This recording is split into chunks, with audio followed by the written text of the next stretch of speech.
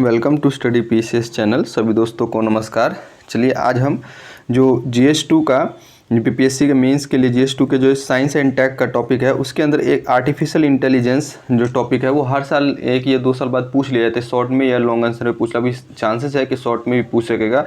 तो अभी हम नेक्स्ट वीडियो में हम चैट जीपीटी के बारे में डिस्कस करेंगे। अभी हम आर्टिफिशियल इंटेलिजेंस के देखिए साइंस एंड टेक का जो भी क्वेश्चन होगा मेनली आपका पूछा जाएगा आपका कि एप्लीकेशन क्या है। जो भी साइंस एंड टेक्नोलॉजी का क्वेश्चन होगा उसमें मेनली आपसे एप्लीकेशन ही पूछा जाता है उसका कि इसके एप्लीकेशन क्या क्या है, क्या यूज है, क्या एडवांटेज है, क्या डिसएडवांटेज है। तो साइंस एंड टेक में आपको लिमिट है कि उसी पोर्शन में कि पहले तो कि हाँ वो चीज़ है क्या, देन उसके बारे में कि क्या इसके एडवांटेज है, क्या यूटिलिटी है और जो पब्लिक वेलफेयर के अंदर उस चीज़ का क्या यूज है। तो उसी थीम बेस पर आपसे क्वेश्चन पूछा जाएगा और साथ ही एक टेल वर्ड ऐड कर दिया जाता है कि आप बिहार के सापेक्ष में बताइए कि बिहार में इस चीज़ का क्या यूटिलाइजेशन हो सकता है, कैसे हो सकता है। तो उसके अकॉर्डिंग हम करेंगे।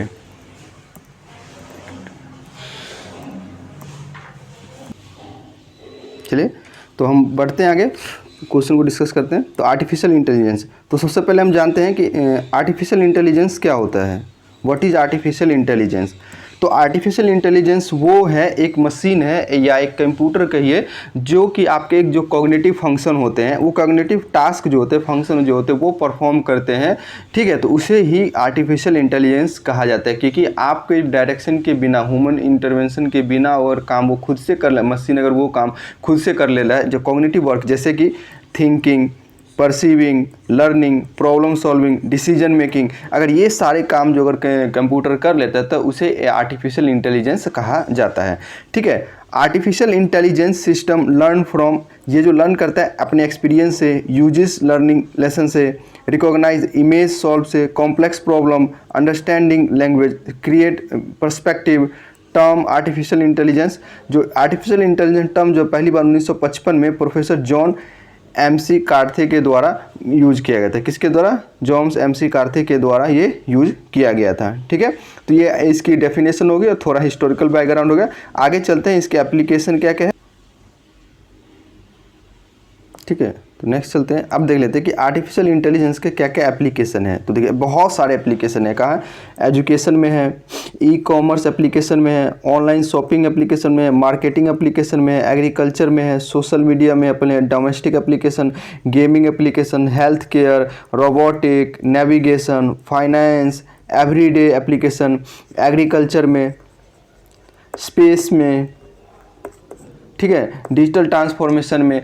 तो इन सारी चीज़ों पे इनके आर्टिफिशियल इंटेलिजेंस का एजुकेशन के अंदर तो बहुत सारे डायमेंशन है कि आप इसको मेंशन कर सकते हैं कि यहाँ पर तो ऐसे डायग्राम बना के उसको दे सकते हो। उसके बाद पर्टिकुलर एक एक टॉपिक को भी डिस्कस कर सकते हैं।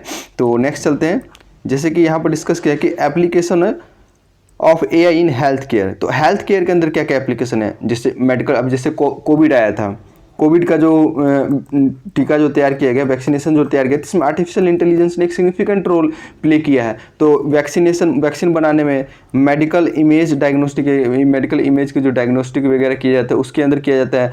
डायग्नोस्टिक ऑफ डिजीज़ के डायग्नोसिस करने में इसका यूटिलाइज किया जा सकता है। इसके डाटा के प्रीवियस डाटा और अभी के डाटा के मैच करके कुछ नए चीज़ें इवॉल्व कर सकते हैं। आउटब्रेक प्रिडिक्शन मतलब कि कुछ भी कहीं पे कुछ चीज़ आने वाला, जैसे कि टेम्परेचर बढ़ रहा है, ग्लोबल वार्मिंग बढ़ रही है, उसके कारण डेजर्टिफिकेशन हो रहा है या नहीं हो रहा है, या और जो फ्लडिंग वगैरह के सिचुएशन आ रहे हैं कि नहीं आ रहे, कुछ नए जो वायरस वगैरह इन सब चीज़ों का खतरा आने वाला है। तो ये सारी चीज़ें डिस्कस करेंगे। क्लिनिकल ट्रायल करके नए नए वैक्सीन, नए नए मेडिसिन ये सारे डेवलप कर सकते हैं। इलेक्ट्रॉनिक हेल्थ रिकॉर्ड के जो आपके जो हेल्थ के जो डाटा है उसको अच्छे से मेंटेन करके रखा जाए, ताकि फर्दर आप कहीं पर भी डॉक्टर के पास जाते हैं तो वो उस रिकॉर्ड के अकॉर्डिंग आपका चेकअप करके उसके रिकॉर्डिंग आपको जो मेडिसिन वगैरह वो रिकमेंड करेंगे। मेडिकल रोबोटिक का बहुत यूज है। जैसे क्वारंटाइन जब चल रहा था कोविड के टाइम में, तो वहाँ पर फिजिकली जो टच होने से क्या होता था कि जो वायरस का स्प्रेड होता था, इसके वजह से रोबोटिक यूज किया गया था खाना खिलाने के लिए, उनके मेंटेनेंस के लिए। तो ये सारे क्या है एप्लीकेशन है आपके हेल्थ स्ट्रक्चर के अंदर। ठीक है, प्रोफेशनलाइज मेडिसिन की मेडिसिन को प्रोफेशनलाइज किया जाएगा। तो ये सारी प्रॉब्लम है एसोसिएटेड है, इससे एप्लीकेशन है हेल्थ सेक्टर में। उसके बाद है मिलिट्री में, क्या देख सकते हैं, military application of AI, warfare steam कि वॉरफेयर सिस्टम को इंक्लूड करना है। थ्रेट मॉनिटरिंग को इंक्लूड करेगा, ड्रोन जो स्वार्न किया जाएगा, साइबर सिक्योरिटी, ट्रांसपोर्टेशन, जो casualty care and evacuation, casualty care evacuation में किया जाएगा, जो कुछ ऐसे टर्मिनोलॉजी होंगे उसके यहाँ पे किया जाएगा, डाटा प्रोसेसिंग एंड रिसर्च कि प्रीवियस जो भी डाटा है उन सबको प्रोसेस करके और जो थ्रेट को मिनिमाइज किया जाएगा, कॉम्बैक्ट सैमल्टेशन किया जाएगा। ठीक है, इससे क्या कहते हैं जो हमारे जो सोल्जर के लॉसेस वगैरह है वो कैजुअलिटी जो है वो कम किया जाएगा, टारगेट रिकॉग्नाइजेशन जो है प्रिसाइज जो होता है प्रिसाइज टारगेट किया जाएगा, एक्यूरेट टारगेट होगा। तो इन सारी चीज़ों का यूज करके हम आर्टिफिशियल इंटेलिजेंस यूज़ कर सकते हैं डिफेंस सेक्टर के अंदर। ठीक है, नेक्स्ट चलते हैं। नेक्स्ट है कि application of AI in education. तो एआई का एजुकेशन के अंदर क्या है, तो जैसे वर्चुअल फैसिलिटी प्रोवाइड कर, जैसे और अभी मैं क्या कर रहा हूँ एक आर्टिफिशियल इंटेलिजेंस ही है जिसके थ्रू अब मैं यहाँ से वीडियो रिकॉर्ड कर रहा हूँ और आप लोगों तक वीडियो पहुँच रही है। तो ये भी एआई का एक यूज है। स्मार्ट कंटेंट बहुत अच्छे बन सकते, जैसे ज्योग्राफी है, इसको कुछ जैसे चैट जीपीटी है उसको आप कुछ बोलिए वो आपके लिए कंटेंट तैयार करके आपको दे देगी। देन है ऑटोमेटिक ग्रेडर तैयार किया जाएगा। डाटा अकुमुलेशन, आपके पास जो डाटा है प्रीवियस डाटा जैसे बुक्स वगैरह होते हैं उन सबको स्टोर करने के लिए अगर एआई बेस है कुछ डाटा है तो उसको इंटरलिंक करके आप इधर रख सकते हैं। चैट कैंपस कर सकते हैं। एडेप्टिव लर्निंग हो सकता है। पर्सनलाइज लर्निंग, क्या आप अपने पर्सनल बेसिस पर लर्निंग उस चीज़ से कर सकते हैं, आपको हेल्प करेगा चैटबॉट के क्या करना चाहिए क्या नहीं करना चाहिए। प्रोटेक्टोरिंग कर सकता है। चैटबॉट जैसे कि अभी हम लोग करते हैं, कुछ भी चीज़ की भी जानकारी चाहिए होता है तो मैसेज करते हैं, जैसे स्टूडेंट पोर्टल किसी भी वेबसाइट पे आप जाइएगा तो वहाँ कहते हैं मे आई हेल्प यू, तो वो क्या है एक तरह का चैट जीपीटी ही है, यानी आर्टिफिशियल इंटेलिजेंस का ही एक यूज है। एग्रीकल्चर के अंदर एआई का क्या यूज है, जैसे एग्रीकल्चर के रिस्क मैनेज कर सकते हैं, वेदर फोरकास्टिंग अच्छे से कर सकते हैं, जो ब्रीड सीडिंग को कब करना नहीं करना वो कर सकते हैं। मॉनिटरिंग द सॉइल हेल्थ को मॉनिटर कर सकते हैं, इंप्रूव कर सकते हैं। क्रॉप प्रोटेक्शन कर सकते हैं, बेटर वेदर फोरकास्टिंग करके जो फीडिंग ऑफ क्रॉप कर सकते हैं। हार्वेस्टिंग करने की कब हार्वेस्ट करना चाहिए कब नहीं करना चाहिए, इसके लिए प्रिसीजन एग्रीकल्चर कर सकते हैं कि कितनी पानी की रिक्वायरमेंट है उतना ही हमें सीड्स, पानी, फर्टिलाइजर, न्यूट्रिशन हमको देना चाहिए। उसका फूड प्रोसेसिंग में कर सकते हैं, जो हमारे जो फूड्स होते हैं वो ख़राब होने वाले होते हैं, पेरिसेबल फ्रूट जो होते हैं उसको लंबे समय तक स्टोर करने के लिए फूड प्रोसेसिंग करके उसको स्टोर कर सकते हैं। Analysing the market demand and price, कि मार्केट के क्या डिमांड है उसके प्राइस का कैसे है, जैसे एमएसपी जो वगैरह तय करने में हेल्प करेगा। जो ई मार्केट प्लेस है वहाँ पर आर्टिफिशियल इंटेलिजेंस का यूज़ कर सकते हैं। तो ये सारी चीज़ें हैं एग्रीकल्चर के अंदर आप इसके यूज कर सकते हैं। ठीक है, जैसे देखिए इससे क्या हो रहा है एग्रीकल्चर के अंदर, तो आप जैसे ड्रोन के माध्यम से क्या कर रहे हैं, आप छिड़काव कर रहे हैं, मेडिसिन वगैरह इन सब का छिड़काव कर रहे हैं। ठीक है, ये हो गया। उसको और भी बहुत सारे हैं, जैसे बायोटेक्नोलॉजी के अंदर है यूज, बायोटेक्नोलॉजी के अंदर यूज़ कर सकते हैं कि नए नए वैरायटी के जीनोम्स वगैरह ये सब कर नए टेक्नोलॉजी बना सकते हैं, जीएम क्रॉप बना सकते हैं। तो ये सारी चीज़ें जो है आर्टिफिशियल इंटेलिजेंस का यूज़ हम कह सकते हैं। और भी बहुत सारे एप्लीकेशन हैं, स्मार्ट सिटी बनाने में एप्लीकेशन है, रिन्यूएबल एनर्जी बना रहे हैं, ड्राइवरलेस कार आ रही है। तो बहुत जितने भी एप्लीकेशन है ट्रांसपोर्टेशन में, कम्युनिकेशन में बहुत सारे एप्लीकेशन है, वास्ट एप्लीकेशन है। तो आप जितना आपको रिमेंबर हो उतना आप वहाँ पर उस टाइम स्पेन के अकॉर्डिंग कर सकते हैं। ठीक है, आप देख लेते हैं कि की challenges to adoption of AI India, कि एआई इंडिया अगर एआई अडोप्ट करते तो चैलेंजेस क्या आ रहे हैं एआई इंडिया को। तो इनएडिक्वेट एबिलिटी ऑफ एआई एक्सपर्टाइज, कि एक्सपर्टाइज की कमी है हमारे देश में, तो एआई के अंदर जो एक्सपर्टाइज उसकी कमी है। मैन पावर और स्किल अपॉर्चुनिटी की कमी है, जो एक चैलेंजेस फेस कर सकता है इंडिया के साथ। डाटा रिलेटेड इशू, कि डाटा प्राइवेसी के इशू, जैसे अभी डाटा प्रोटेक्शन बिल 2023 जो पास हुआ है उसके अंदर भी है कि प्राइवेसी का इशू हो सकता है। Lack of funding and high resource cost, कि फंडिंग की कमी होती है और इस जो आर्टिफिशियल इंटेलिजेंस की जो इनिशियल कॉस्ट होता है बहुत ही ज़्यादा होता है।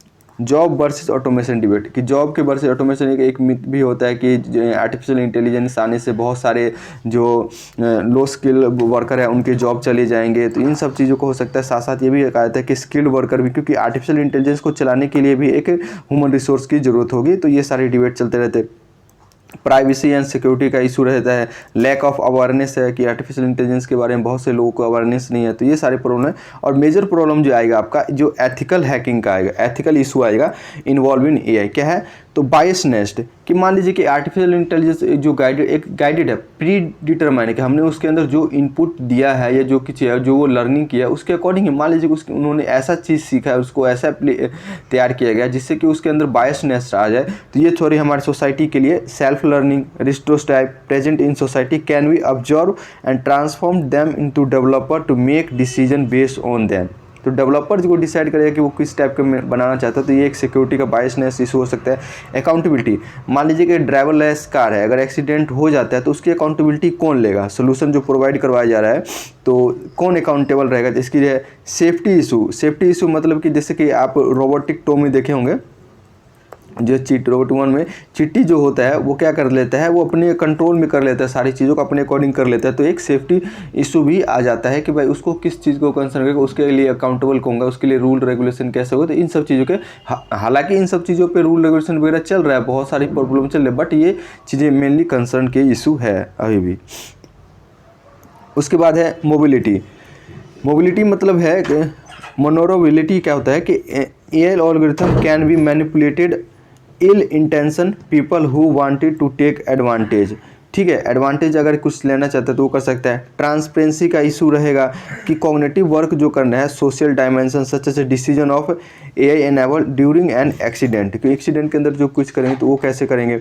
द सुपर इंटेलिजेंट मतलब है कि ये सब कुछ खुद को सुपर मानने लगे, जिसके बाद से कि विल बी गुड और इवल फॉर ह्यूमंस। तो इसका डिस्कशन स्टार्ट हो जाता है। तो ये सारे इसके लिमिटेशन है। ठीक है, अब देख लेते हैं कि एडवांटेज क्या क्या है आर्टिफिशियल इंटेलिजेंस के। इतने सारे नुकसान देखे तो एडवांटेज क्या है, रिडक्शन इन ह्यूमन एरर, कि ह्यूमन एरर को बहुत रिड्यूस कर देगा। रिस्क को बहुत कम कर देगा। मान ली कि डिजास्टर जो मैनेजमेंट, डिजास्टर कुछ हुआ, फ्लड सिचुएशन आया, चाहे कहीं पर फायर इंसिडेंट्स हो गया, तो वहाँ पर ह्यूमन का जाना पॉसिबल उतना नहीं रहेगा। लेकिन जो हमारे जो एआई रोबोटिक्स हैं ये वहाँ पे जाके उनको रेस्क्यू ऑपरेशन वगैरह अच्छे से कर सकते हैं और लॉसेज भी बहुत कम होगा। 24/7 सपोर्ट रहेगा, एक ही काम को रिपीटेड कर सकता है। और जो ऐसा भी देखा गया कि जो काम एक बार में कर सकते हैं तो इससे ज़्यादा ये उस चीज़ों को फास्टर कर सकता है, न्यू इन्वेंशन कर सकता है, डिजिटल असिस्टेंट कर सकता है।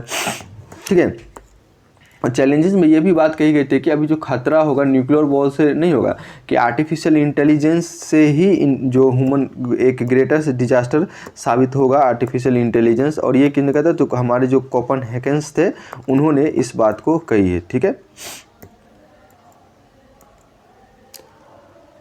उसके बाद है कि गवर्नमेंट ऑफ इंडिया ने क्या क्या स्टेप लिए हैं आर्टिफिशियल इंटेलिजेंस को इम्प्रूव करने के लिए। तो डिजिटल इंडिया मिशन के तहत 400 बिलियन जो बूस्ट किया गया है, जो कि एआई, चैट, जो big data analytics, cyber security, machine learning, robotics, इन सब चीज़ में खर्चा किया जाएगा।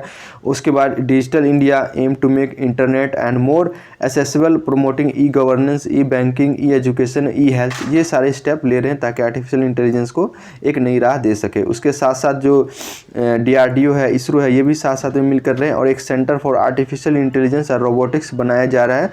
ठीक है, उसके बाद नास्कॉम और defence research development organisation DRDO जो है एक ग्राउंड वर्क करेंगे जिससे कि एक आर्टिफिशियल इंटेलिजेंस के लिए एक रोड मैप तैयार किया जा सके। तो ये सारे इनिशिएटिव लिए जा रहे हैं। 2019 के बजट में जो हमारे फाइनेंस मिनिस्टर हैं निर्मला सीतारमण, उन्होंने कहा था government would offer industry relevant skill training for 10 million youth in technology like AI, big data और रोबोटिक्स। तो ये उन्होंने अपने बजट में कहा था। ठीक है, अगर वे फॉरवर्ड में हम क्या कह सकते हैं कि भाई क्या है, तो एक हमें एक नेशनल आर्टिफिशियल इंटेलिजेंस मिशन बनाना चाहिए, पब्लिक प्राइवेट पार्टनरशिप करना चाहिए ताकि एक इस जो एक ह्यूज कॉस्ट होता है उसको जो शेयर करके कम किया जा सकते। और एक anti interdisciplinary large data integration centre होना चाहिए जो कि ऑटोमेशन बेस्ड AI मशीन हो, फंड नेशनल लेवल पे हो और उसका सर्वे किया जाए, स्टैंडर्ड एक डिसाइड किया जाए और उसका जो स्टोरेज और प्राइवेसी का जो इशू है इस चीज़ को भी कंसर्न करके उसको भी सॉल्व किया जाएगा। तो ये सारे जो वे फॉरवर्ड हम लोग दे सकते हैं। ठीक है, और भी बहुत सारे एप्लीकेशन है AI के, ख़त्म नहीं होगा, जितना आप डिस्कस कीजिएगा उतना ही बढ़ेगा। ठीक है, तो यहाँ पर कुछ जैसे नीति आयोग का कुछ इनिशिएटिव है आर्टिफिशियल इंटेलिजेंस के लिए, आपका जो नीति आयोग के इनिशिएटिव है उन सब चीज़ को आपको कोट करना पड़ेगा। यहाँ पर बिहार गवर्नमेंट ने कौन कौन से इनिशिएटिव लिए हैं, जो जैसे कि ई लोटस है, ई लोटस बनाया गया जिसमें कि जो 10th 1 से 12 तक के लिए बच्चे के लिए जो लाइब्रेरी सुविधा रहेगी, जिसमें स्टूडेंट और टीचर दोनों के लिए लर्निंग प्लेटफॉर्म रहेगा यहाँ पर। उसके साथ साथ जो ई कर्मन है जो कि होमगार्ड के लिए जो एप्लीकेशन तैयार किया जाता है कि होमगार्ड की ड्यूटी कैसे लगनी है, ये यहाँ पर कर सकते हैं। हर एक डिस्ट्रिक्ट को जो डिजिटल डिस्ट्रिक्ट बनाना है, तो ये सारे प्रोग्राम जो इनिशिएटिव लिए जा रहे हैं, आईटी हब बन रहे हैं, तो ये सारे आर्टिफिशियल इंटेलिजेंस के कुछ तंत्र है जो बिहार के अंदर भी किए जा रहे हैं। ठीक है, चलिए मिलते हैं नेक्स्ट वीडियो में, तब तक के लिए जय Hind, thank you so much.